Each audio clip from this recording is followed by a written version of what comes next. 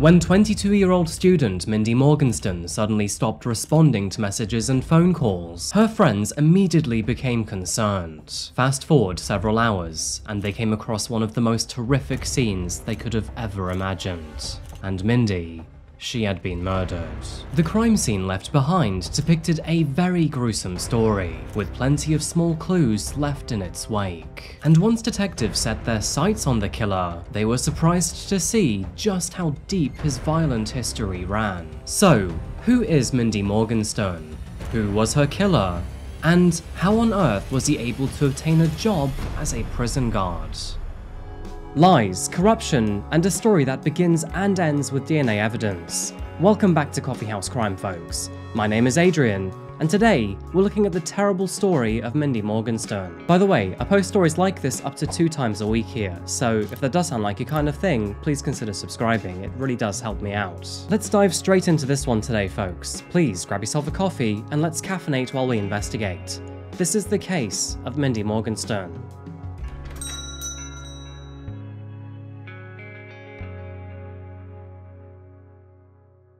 Welcome back, folks. Today, we're in Valley City, North Dakota. Located in Barnes County, Valley City was established in the year 1874, after a railroad station had been constructed to help move goods through the county. Spanning only 4 square miles in size, and with a relatively small population that has never exceeded 7,000 people, Valley City is a very quiet town with almost nothing to shout about. Maybe it's the engineer in me, but the Highline Railroad Bridge nearby is a relic of old American engineering, requiring 30 steel towers to be raised from the nearby terrain. Otherwise, the only other notable landmark is the Vault Coffee Shop, an unmanned self-serve coffee shop, bakery, and bookstore. However, if you ask me, that sounds pretty soulless. I mean, where is that super annoying barista telling you dark stories going to be? Now, although this place is, for the most part, entirely silent, sadly, in the late summer of 2006, Valley City was about to be thrust into the spotlight for all the wrong reasons. It was on September the 13th that 2 friends decided to check in on their friend.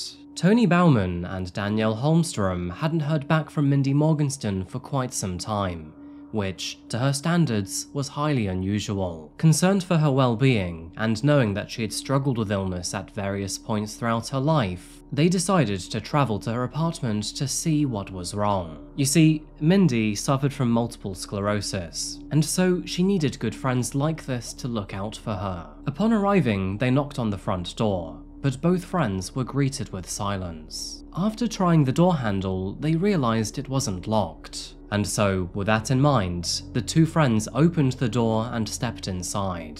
And sadly, a terrible scene awaited them. About 2 steps in, they noticed something on the ground right before their feet. The lifeless body of Mindy lay sprawled on the floor, and something appeared to be around her neck. It became immediately apparent that someone had taken her life. The grim news of Mindy's death spread quickly around town, and soon enough, the area was swarming with officers and crime forensic detectives, as they began to secure the scene and investigate what precisely happened to this poor young woman. As detectives entered the property, they could smell a distinct and overwhelming smell of pine sol, a typical cleaning solution typically used in many American homes. So, one of the first questions to enter their mind was, did her killer try to clean up the evidence? A special agent involved in the case would later recall that a belt was found to be wrapped around her neck, and furthermore, a knife had been used so violently that the blade had broken off the handle in her throat. After identifying the victim as 22-year-old Mindy Morgenstern, officers were then faced with the heartbreaking task of informing the family. They then traveled to New Salem, where they broke the news to Mindy's oldest sister. She took the news as anyone would expect. Heartbreak, pain, confusion, and anger. These are just several emotions felt by Mindy's family as they now tried to grapple with this terrible cocktail of feelings. As with most homicide investigations, the world now owed answers to the Morgenstern family. Mindy was dead, but nobody knew who was responsible or why. To be attacked or even murdered in your own home is such a common fear these days. Thankfully, most of us will never have to endure such a thing. But for Mindy, She unfortunately was the unlucky one. Now, it is worth noting that with Mindy's apartment being on the second floor, she was far less likely to be burgled than her ground floor neighbors. So, can we rule out that possibility at this stage? Looking at the crime scene, Mindy's apartment was in a typical low-rise apartment complex, with stairs located in the main hallway leading up to her flat. Her front door led to a rather thin hallway, half covered with her own shoes and trainers amongst thick grey carpet. The only bedroom of the apartment was situated to the right of this hallway, with her lounge area straight ahead and to the left. Her TV, medication, phone, and other items were all left behind at the crime scene, indicating that whoever had killed her was not here for the money. Mindy's body was found on the floor at the fork of these three rooms, between her bedroom, hallway, and open-plan living area. It is suggested that perhaps she was dragged in from the hallway, and this meant that her body was clearly visible as you walked into the property. And with her purse, keys, and mobile phone all left behind, it couldn't possibly have been for the money. So, what was the motive, and why had she been targeted? Well, before we take a look into the whys of this story, let's first look at who precisely Mindy was. Born on April 29th, 1984 in Bogota, Colombia, Mindy grew up alongside her older brother and sister. Their time in Colombia was unfortunately short-lived, and Mindy and her siblings soon found themselves in hardship. As a result, she was eventually adopted by Larry and Eunice Morgenstern. Now, Larry and Eunice were a couple who lived with their biological daughter near New Salem, North Dakota. And it is worth mentioning here that this was only 4 miles from the apartment she was found in. Described by her friends as caring, outgoing, and compassionate, Mindy's family spoke of how she was always eager to help out around the farmhouse where they lived. She preferred to live in the real world, and loved nothing more than assisting with all of the chores and tasks around the property. After graduating from the New Salem High School in the local area, she studied at Valley City State University only a few miles away, where she majored in physical education. By the year 2006, she had entered her final year and was considering what to do with her future. With a keen interest in sports, most particularly basketball, she had plans to remain in physical education or something similar. Mindy was well known in the local basketball courts, and her childhood hero was Michael Jordan. Now, as mentioned before, sadly, she was diagnosed with multiple sclerosis while at university, which therefore limited her abilities in any of these events. But Mindy did not let this condition stop her. She remained involved by coaching her local basketball team and working as a lifeguard at the nearby swimming pool. Her diagnosis was actually part of the reason why she was living off campus and in her own apartment on 515 8th Street Northeast. This, of course, being a way to manage her condition and the risks associated with getting ill. At the time of her death, she was taking part in a trial where she was taking a drug similar to chemo, one that made her especially vulnerable to any ordinary illness that she might pick up from others. And so, as a result, she decided to reduce that likelihood of catching a cold by living alone. In addition to her active social life and her education, Mindy was also religious, and participated in services and choirs and playing multiple musical instruments. She was an incredible person, was active in her community, and looked out for others. And tragically, due to no fault of her own, now she had been murdered. As the terrible news began to spread, her family and friends struggled to come to terms with this tragedy that had now obliterated them. Meanwhile, and in the background, detectives were hard at work at trying to piece together a timeline that could hopefully try to find her killer. In the apartment where her body was found, detectives realized that, actually, nothing had been stolen whatsoever, including her purse, which was found next to her. Now, after speaking to her friends and family, it was noted that Mindy was actually with her boyfriend the night prior before she returned home just after midnight. She then spoke to him over the phone the following morning, telling him that she was meeting a friend at the library. So her boyfriend was no longer a suspect. Computer systems show that Mindy had been at the university library in the morning and had logged out just before 12:30 p.m. She then headed back to her apartment, as noticed by several witnesses and seen by multiple surveillance cameras. However, that is when testimonies and evidence of her alive began to dry up. In fact, she had stopped responding to phone calls and text messages at around 12:50 p.m, and by 9 p.m. that evening, her friends had entered through the front door to find her lifeless body. This evidence gave the authorities a relatively clear time frame. Mindy's death occurred within an 8-hour window, most likely happening shortly before 12:50 in the afternoon. It is noted that this is roughly the time that she returned home, and now all they had to do was identify her killer. But this would prove to be hard for officers to figure out. Mindy was well loved by all who knew her, and everyone they spoke to seemed to have a credible alibi at the time. As investigations began, detectives would reveal that a belt had been used to strangle her. In addition to this, her throat had been cut so viciously that a portion of the blade had actually broken off inside of her. Forensic analysis would also identify that DNA had been found underneath her fingernails, which in this story would be substantially significant evidence. However, who this belonged to was, at this point in time, anyone's guess. Saying that blind wonder would not last for very long,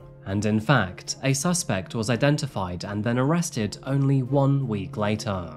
That being Mindy's very own neighbor named Moe Gibbs. Now, despite detective suspicions, Moe initially seemed to have an alibi. Additionally, he was also working as a correctional officer at the Barnes County Prison nearby. The critical thing to note here is that a candidate who will work at a prison typically requires a comprehensive background check before being employed in any position of authority like this. And so, as you will soon find out, the fact that Moe was even employed here was a massive surprise to detectives. Furthermore, the alibi that he initially provided to the authorities would not hold up for very long. You see, Moe claimed that he wasn't even anywhere near the apartment on the day that Mindy was murdered, and that, furthermore, he and his pregnant wife were actually in the process of moving homes. The truth is that, although some of these elements of his alibi are in fact true, it could not be proven for the entire time frame.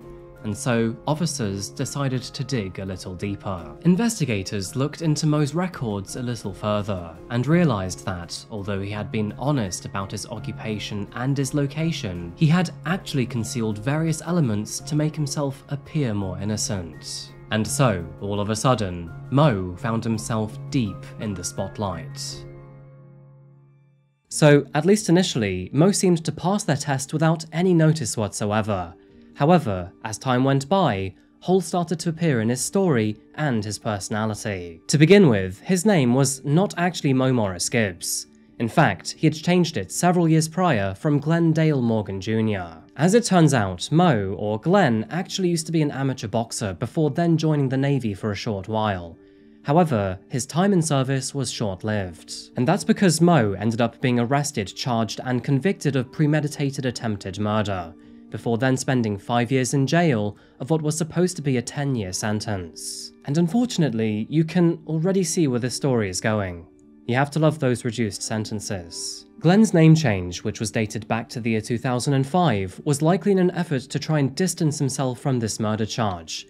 And actually, he seemed to do that pretty well, because not even his wife knew about it. And that was not the only surprise that detectives found once they started digging into Moe's profile. As you may expect, they would cover all bases by also looking at his love life. And it turns out that this man had many dark secrets. They learned that Moe had actually been married before to a woman named Tasha in 1991, when, at the time, they were both at the tender age of 18. Now, despite his conviction in 1993, she did end up staying with him, but only for a short while. In fact, after having a child with him, she divorced him in 1997, shortly before his release. Moe then married another woman named Melissa in the year 2002, only to divorce her 3 years later in 2005. The interesting thing here is that, while the two were still married, records show that 2 additional women made claims for child support against Moe,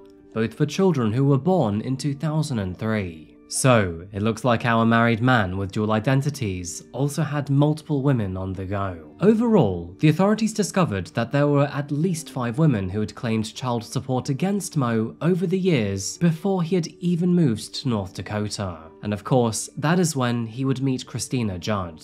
Christina, who was his current partner at the time, claimed that although he had admitted to having a criminal background, he had not actually been honest to her about the true extent of his crimes. Back to the authorities, Moe claimed that on the day that Mindy was murdered, he was working until 7 AM at the Barnes County Correctional Center before dropping Christina off at work between 12:30 and 12:40. And after that, he apparently returned back home to start packing. Unfortunately for him though, this placed him in the exact location as Mindy and in the same time frame when she had suddenly turned silent. And of course, this information made detectives very curious. An autopsy report concluded that the time of her death was likely between the hours of 12:30 and 1:30 PM, further confirming the overlap between Moe and Mindy. And then came the real hook and sinker. The autopsy would also confirm that the DNA under her fingernails did in fact positively match Moe.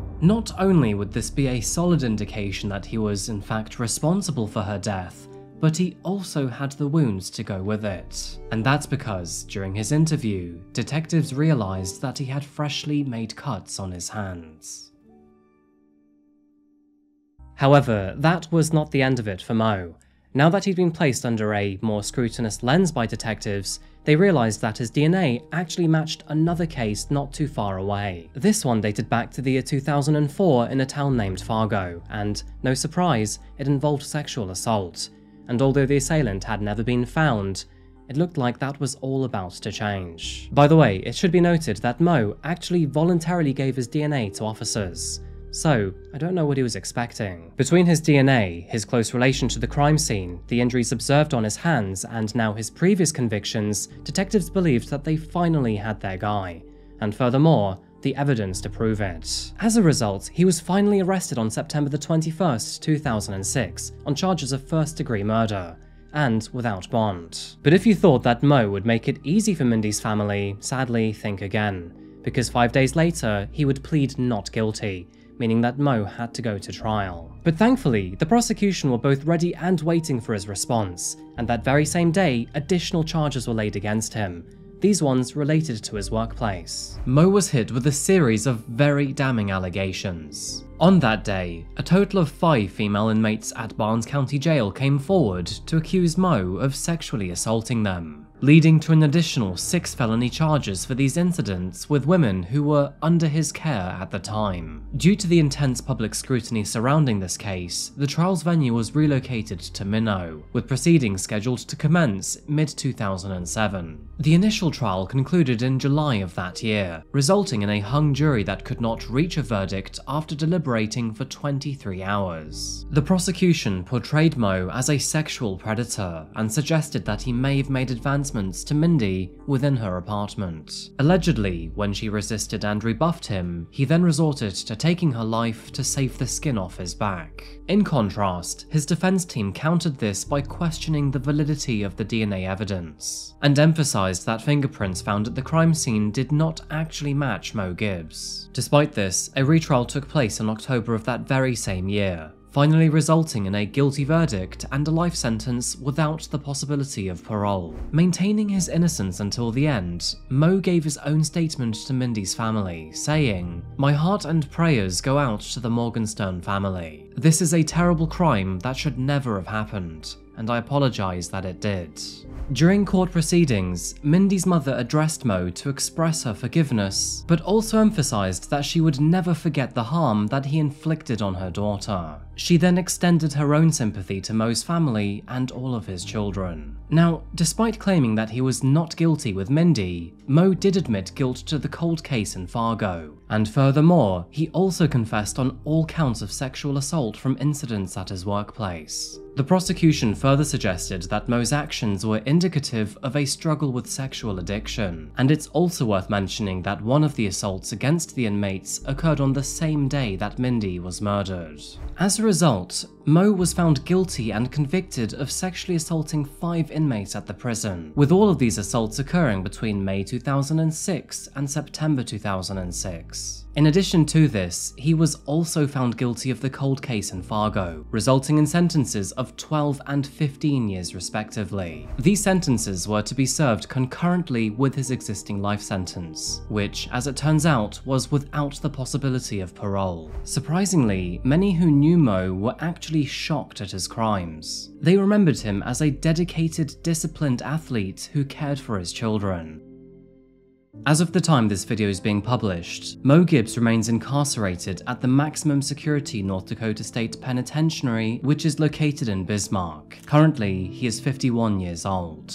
Despite enduring immense heartache, Mindy's adoptive parents have found some capacity for forgiveness. Eunice articulated a perspective by saying, "Forgiveness is acknowledging the horrendous act he committed, while surrendering the hatred and bitterness to God, as it's beyond our own capacity." She eventually channeled her grief into writing, which would eventually evolve into her publishing her own book named Mindy in 2019. And while nothing can be done to bring Mindy back, her family and friends have found some solace in knowing that Moe is no longer able to harm anyone else. Mindy Morgenstern was laid to rest at the Graceland Cemetery in New Salem, not far from the home where her adoptive family and siblings raised her. And while there is no doubt that the way she lost her life was terrible and unnecessary, her family and friends are determined to remember her for who she was in life, for the happiness and the enthusiasm that she had, regardless of the situation.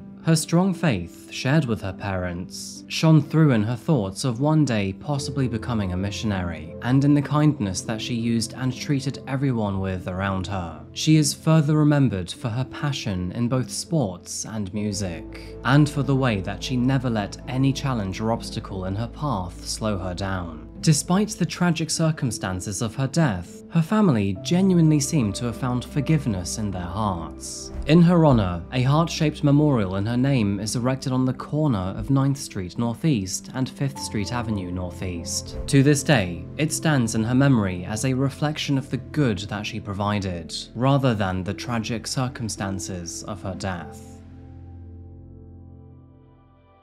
Now, thankfully, Moe will never see the light of day again. However, he has taken several victims with him, not just in murder, but also in sexual assault. And how he was able to obtain a job at a prison just simply by changing his name honestly baffles me. It sounds like that background check is not robust enough at all. Anyway folks, I think that pretty much covers this case today. So on that note, what do you think about this one? As always, let me know what you think in the comments down below. Just a quick notice that over the next few weeks, I'll be trying my hand at a few different types of stories, so keep an eye on that. And as always, I really appreciate you watching. If you'd like to support the channel, please check out my Patreon here, or alternatively, check out my social media here. And yeah, I think that's pretty much the end of the video today, folks. Thank you again so much for watching, and as always, I'll see you again very soon for another one. Until that moment arrives though, remember to look after yourself, look after each other, and of course, stay safe. Thank you. And goodbye.